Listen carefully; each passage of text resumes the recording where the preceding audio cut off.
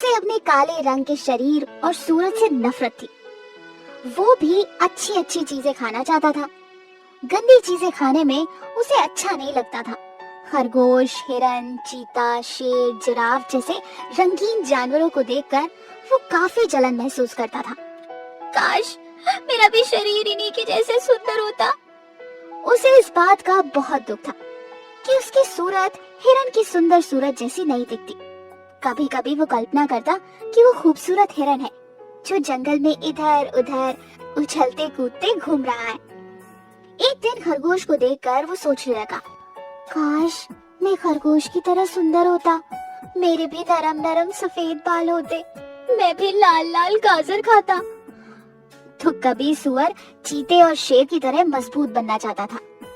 एक दिन वो रोज की तरह दुखी और उदास जंगल में घूम रहा था। अचानक उसकी नजर कुछ ही दूर पर उन पक्षियों पर पड़ी जो तितलियों के पीछे दौड़ रहे थे। तितलियों ने भागकर बच निकलने की बहुत कोशिश की, लेकिन सब बेकार। पक्षियों ने उन्हें खा लिया। सुअर ने मन ही मन सोचा, अच्छा हुआ, ये तो बहुत अच्छा हुआ कि मैं तितली नहीं हूँ, वरना पक्षी आज मुझे खा जाते।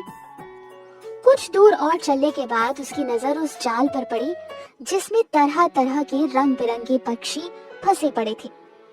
वो उनकी मदद करने गया। उसने जाल को काटने की कोशिश की, लेकिन अचानक दो मजबूत हाथों ने उस पर कसकर पकड़ लिया। उसने सिर घुमाकर देखा तो एक काला आदमी मुस्कुरा रहा था। उसी समय एक और आदमी जंगल से निकला। वो जोर से चिल्लाया, तुमने काले सुअर को पकड़ा? अरे क्यों पकड़ा इसको? हमें केवल खूबसूरत जानवर चाहिए, इसे तुरंत छोड़ दो। पहले आदमी ने उसे तुरंत छोड़ दिया। वो उसी समय दौड़कर भाग गया। पहली बार उसे जिंदगी में इस बात की खुशी हुई कि उसका शरीर खूबसूरत नहीं है। फिर वो दौड़कर शहर की ओर गया।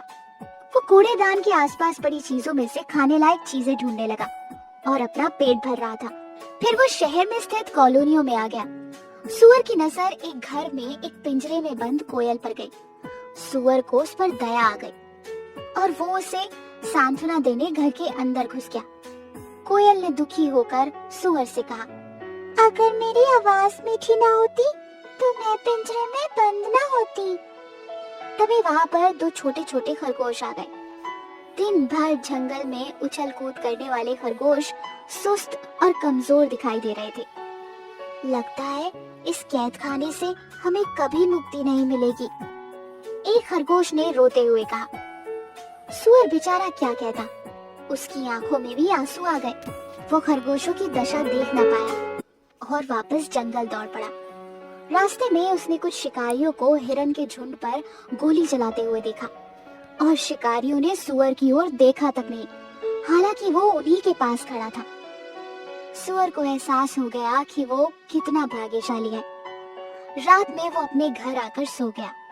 सुबह जानवरों के चिल्लाने पर उसकी नींद खुली।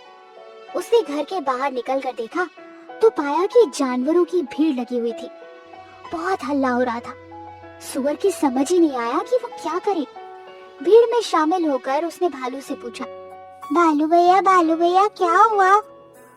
यहाँ भीड़ क्यों लगी है और जानवर क्यों चिल्ला रहे हैं?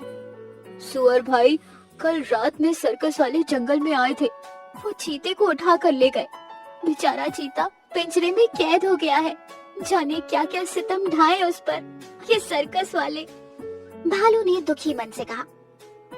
शेर कह रहा था, मुझे भी हमेशा सर्कस वालों का डर लगा रहता है, इसलिए मैं रात को ठीक से सो भी नहीं पाता। न जाने कब ये सर्कस वाले चुपके से मुझे भी गुफा से उठाकर ले जाएं। सुअर तो चीते और शेर को मजबूत और बहादुर मानता था, लेकिन यहाँ तो उन दोनों की स्थिति अन्य जानवरों से भी ज्यादा नाजुक थी। वो बलशाली होते हुए भी हर वक्त डर में रहते थे। अब सुअर को इस बात का ज्ञान हो गया था कि मजबूत और खूबसूरत होकर मारे और पकड़े जाने का डर है, इसलिए वो जैसा है बहुत किस्मत वाला है। उस दिन से सुअर ने अपनी जिंदगी से और खुद से प्यार करना सीख लिया।